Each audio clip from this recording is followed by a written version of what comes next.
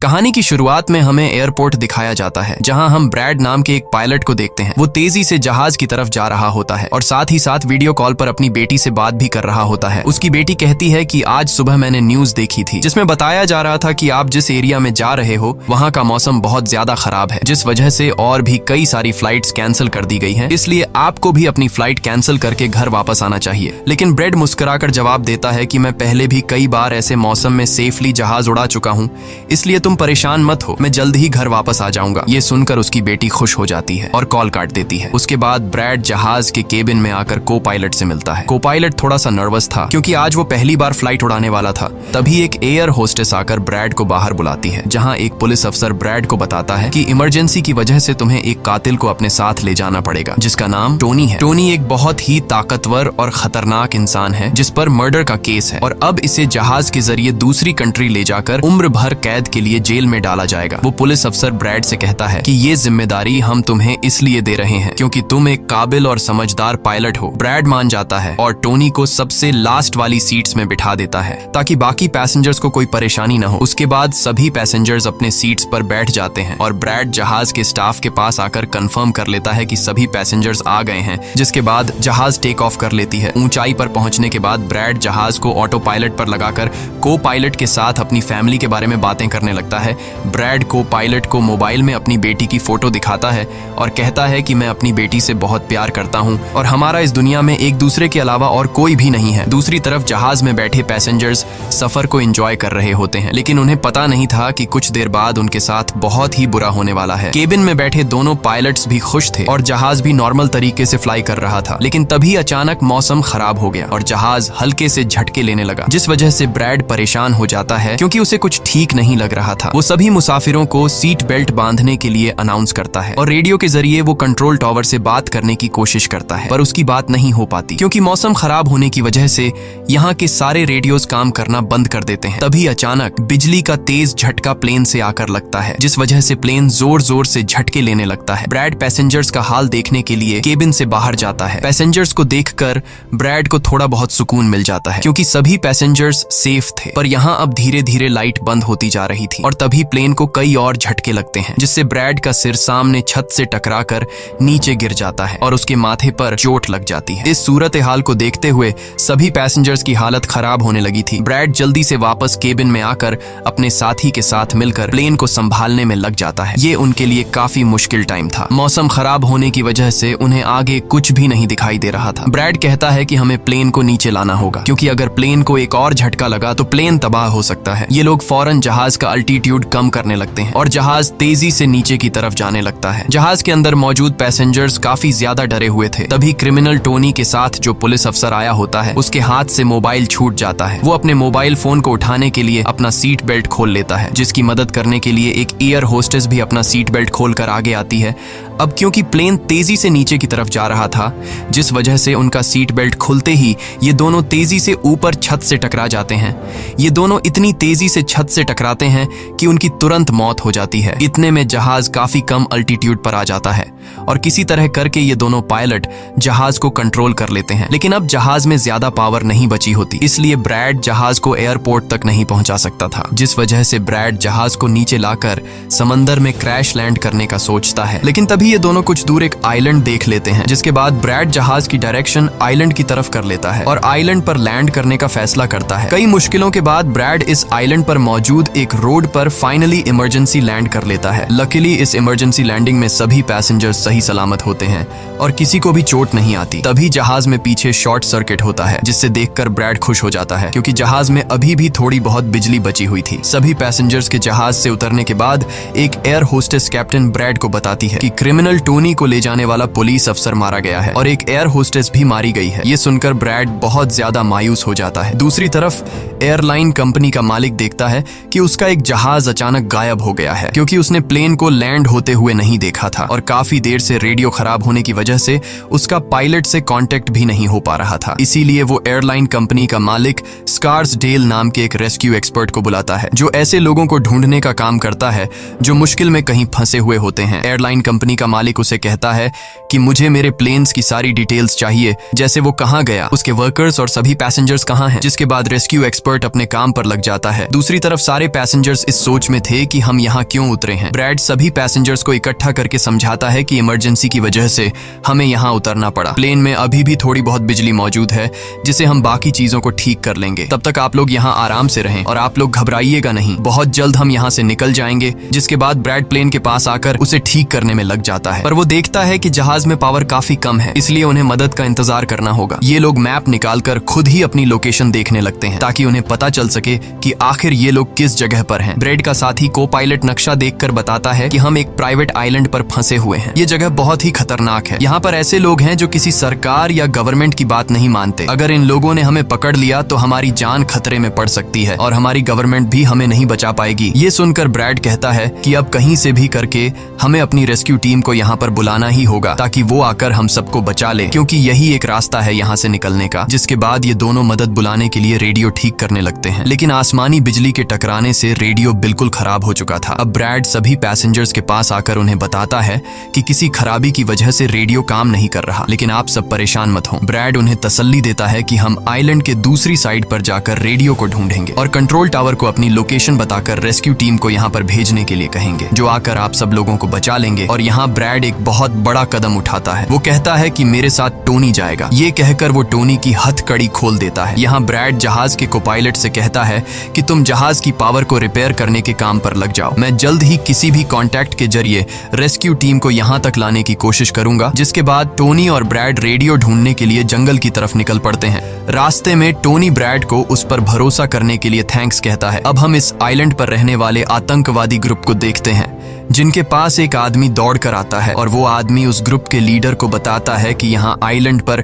एक प्लेन आकर रुका है इमरजेंसी की वजह से और उसके अंदर बहुत सारे लोग हैं जो अलग अलग कंट्रीज से हैं। ये सुनकर ग्रुप का लीडर उस आदमी को कुछ पैसे देता है और ग्रुप का लीडर अपनी टीम से तैयार होने को कहता है। आइलैंड के जंगल में ब्रैड और टोनी आगे बढ़ रहे होते हैं। टोनी ब्रैड से पूछता है कि तुमने मुझे आजाद क्यों किया और अब मुझे कहाँ लेकर जा रहे हो। तब ब्रैड उसे कहता है क्योंकि मैं तुम्हारी वजह से सबको खतरे में नहीं डाल सकता और यहाँ एक खतरनाक आतंकवादी ग्रुप है जिसका मेरे साथ मिलकर तुम्हें सामना करना है। तब टोनी ब्रैड से कहता है कि मैं एक मिलिट्री बैकग्राउंड से हूँ और मैं यूएस मिलिट्री में कई साल ड्यूटी कर चुका हूँ। कुछ ही देर में पीछे से टोनी की आवाज आनी बंद हो जाती है। जब ब्रैड पीछे मुड़कर देखता है तो टोनी वहाँ नहीं था। वो ब्रैड से अपनी जान छुड़ाकर भाग चुका था और अब ब्रैड अकेले ही जंगल में आगे निकल पड़ता है। जंगल में आगे बढ़ते हुए ब्रैड एक खाली पड़ी फैक्ट्री में जाता है जहाँ वो एक टेलीफोन को ढूंढ लेता है, लेकिन वो पुराने जमाने का टेलीफोन खराब पड़ा हुआ था। जिसके बाद ब्रैड साइड पर लगे उस टेलीफोन के तार जोड़ने लगता है और टेलीफोन काम करने लग जाता है। ब्रैड जल्दी से कंपनी के हेल्पलाइन पर कॉल करता है। ब्रैड हेल्पलाइन को अपनी लोकेशन और सब कुछ बता देता है, लेकिन लाइन में कोई गड़बड़ी होने की वजह से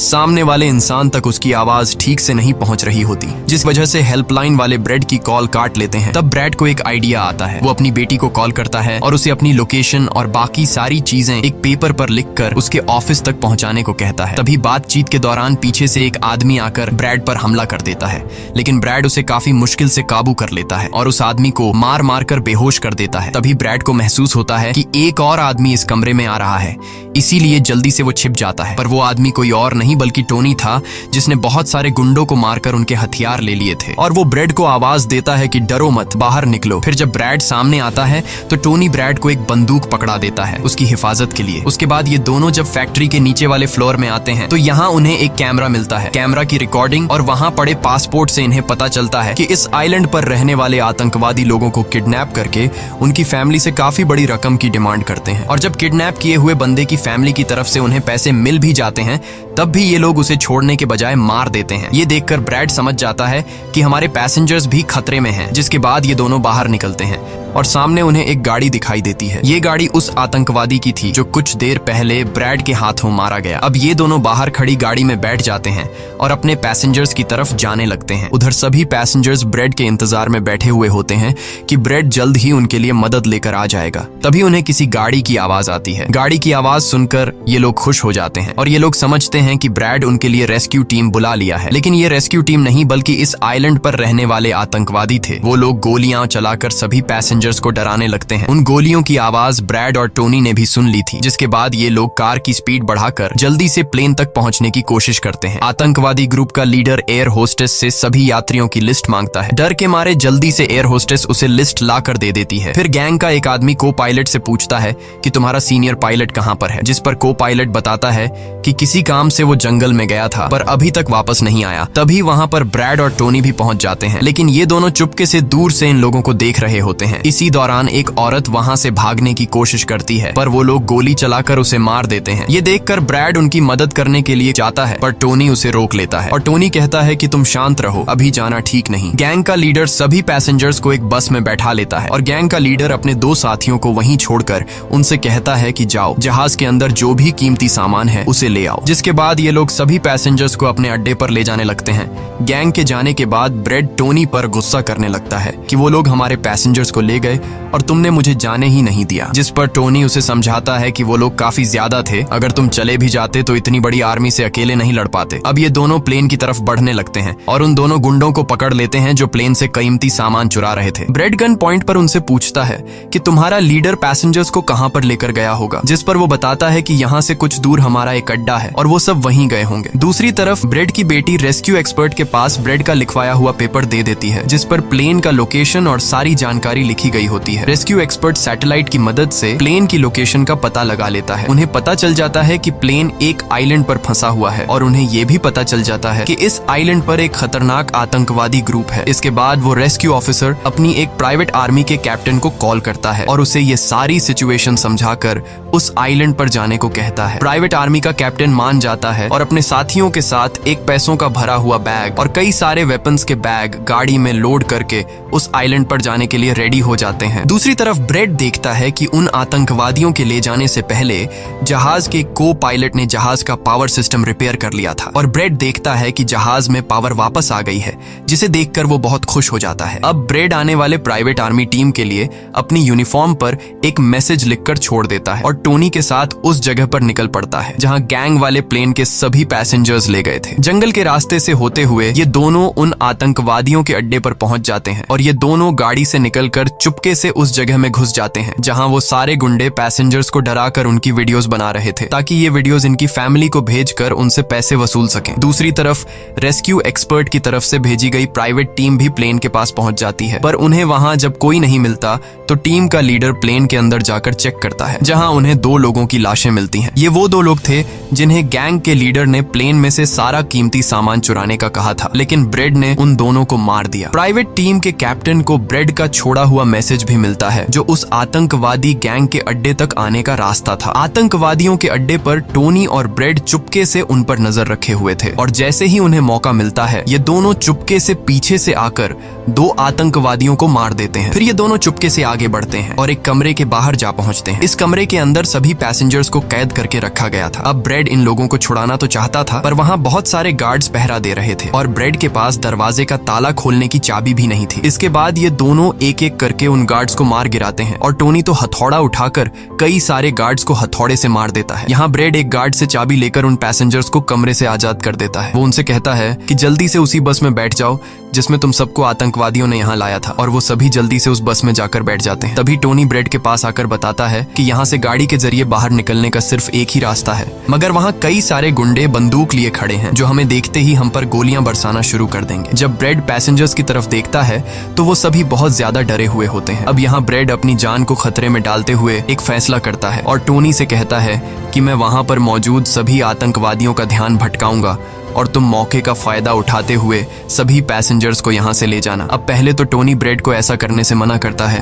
वो कहता है कि ऐसा करने से वो लोग तुम्हें मार देंगे, लेकिन ब्रेड कहता है कि इसके अलावा हमारे पास और कोई दूसरा रास्ता नहीं है। ये सुनकर टोनी मान जाता है। ब्रेड वहां से निकलकर आतंकवादियों के पास आता है। वहां ब्रेड गैंग के लीडर से बात करता है कि मैंने हेल्प के लिए इन्फॉर्म कर दिया है, जल्द ही यहाँ पर रेस्क्यू टीम आ जाएगी, इसलिए सभी पैसेंजर्स को यहाँ से जाने दो। ये सुनकर सभी गैंग वाले ब्रेड पर हंस पड़ते हैं और ब्रेड को पीटने लग जाते हैं। गैंग का हेड कहता है कि ऐसे कैसे उसे छोड़ दूं, पैसों के बिना मैं किसी को नहीं छोड़ता। और अब जैसे ही ये लोग ब्रेड को मारने वाले होते हैं तभी वहां पर प्राइवेट रेस्क्यू टीम पहुंचकर आतंकवादियों पर हमला कर देती है और काफी देर तक गोलीबारी करने के बाद गैंग के कई सारे लोगों को मारकर वो ब्रेड को छुड़ा लेते हैं और ब्रेड को बस में उठाकर यहाँ से निकल जाते हैं। यहाँ गैंग का लीडर देखता है कि उसके कई सारे साथियों के साथ उसका छोटा भाई भी मारा गया। ये देखकर वो बहुत ज्यादा गुस्सा हो जाता है और कसम उठाकर कहता है कि वो इन लोगों में से एक को भी नहीं छोड़ेगा और सभी को चुन चुन कर मारेगा। इसके बाद वो अपनी टीम से कहता है कि जल्दी से तैयारी कर लो, हम जल्द ही इन लोगों को मारने के लिए निकलेंगे। बस में प्राइवेट टीम का कैप्टन सभी को बताता है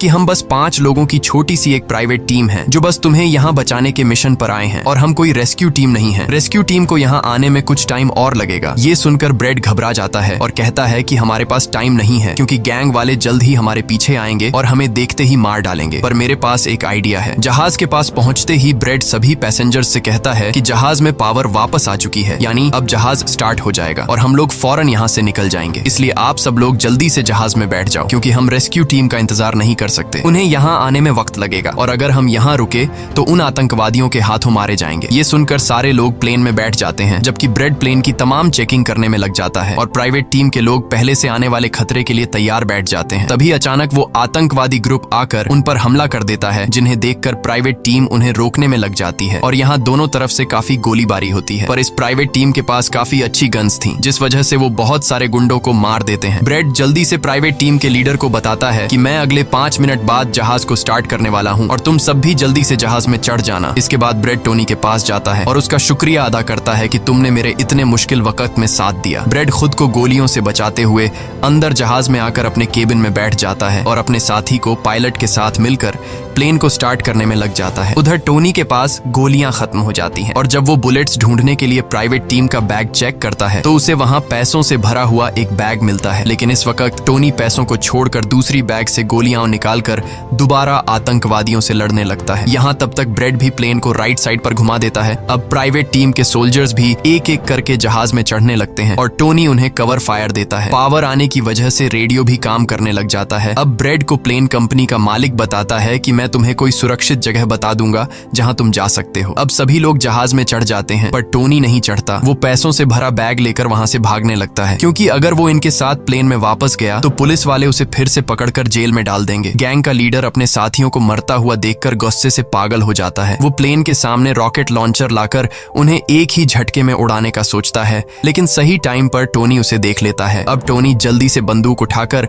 उसे शूट करके मार देता है और सभी लोगों की जान बचा लेता है। ये देखकर ब्रेड टोनी के इस काम से बहुत खुश हो जाता है और ब्रेड अपनी पूरी ताकत लगाकर प्लेन उड़ाने में कामयाब हो ही जाता है। ये देखकर टोनी सभी पैसेंजर्स और ब्रेड के लिए खुश होता है और पैसों का भरा हुआ बैग लेकर जंगल की तरफ भाग जाता है। ब्रेड जहाज को इस आइलैंड से दूर ले जाता है और जहाज का मालिक उसे एक एयरपोर्ट के बारे में बताता है जहां ये लोग जा सकते थे जो अब इनके काफी करीब था। ब्रेड एयरलाइन कंपनी के मालिक की बताई हुई जगह की तरफ जहाज को ले जाता है लेकिन तभी एक बार फिर जहाज के इंजन में आग लग जाती है और जहाज तबाह होने लगता है। इसलिए ब्रेड दोबारा से इमरजेंसी वार्निंग ऑन करता है और धीरे धीरे जहाज को नीचे रनवे पर लाने की कोशिश करता है। फाइनली बड़ी मुश्किल के बाद ब्रेड जहाज को रनवे पर उतार देता है और सब लोगों की जान बच जाती है। ब्रेड और उसका साथी को पायलट काफी खुश हो जाते हैं। उधर प्लेन कंपनी का मालिक और उसकी टीम भी बेहद खुश थी। अब ब्रेड पैसेंजर्स का हाल देखने के लिए पीछे जाता है तो वो देखता है कि सभी पैसेंजर्स सेफ हैं और ये देखकर उसके दिल को सुकून मिल जाता है। वहाँ खड़े सभी पैसेंजर्स ब्रेड के लिए तालियां बजाने लगते हैं और ब्रेड का शुक्रिया अदा करते हैं। कुछ ही देर में वहाँ उनके लिए रेस्क्यू टीम भी आ जाती है जिसे देखकर सभी पैसेंजर्स खुश हो जाते हैं। यहाँ ब्रेड सभी पैसेंजर्स को रेस्क्यू टीम के साथ भेज देता है और कैप्टन फाइनली सुकून की सांस लेते हुए